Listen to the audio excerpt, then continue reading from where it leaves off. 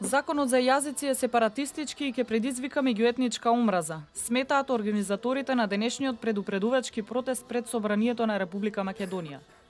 Граѓаните повторно побараа повлекување на законот за унапредување на албанскиот јазик и велат дека со изгласување на законот се загрозува македонскиот јазик и идентитет. Според организаторите на овој начин се задоволуваат личните интереси на поединци од власта и нелегитимно се турка антиуставен и дискриминаторски закон за двојазичност. Учесниците на протестот беа гласни и против промена на името преку нелегитимните договори и преговори на политичкиот врв, а дадоа и силна поддршка за притворените за настаните од 27 април.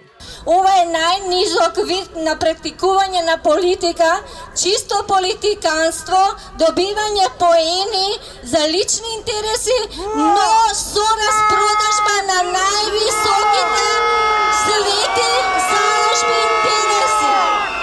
Според Страшо Лунчев од Семакедонскиот национален совет, не постои никаков доказ дека во Македонија има 20 или повеќе од 20% албанска популација. Смета дека на овој начин се наметнува тиранска платформа, а председателот Иванов е тој што треба да ги преземе сите потребни чекори, што се во негова надлежност, и Република Македонија да биде призната под уставното име. Како председател на Република Македонија, барање Македонија, бидејќи сме признати од 137 држави под уставното и вековното наше име Македонија, да бидеме признаени под името Република Македонија. Пред почетокот на протестот се потпишуваа изјави за отповикување на делегираните кои ќе бидат доставени до собранието, а петицијата за одбрана на јазикот и името е достапна и онлайн.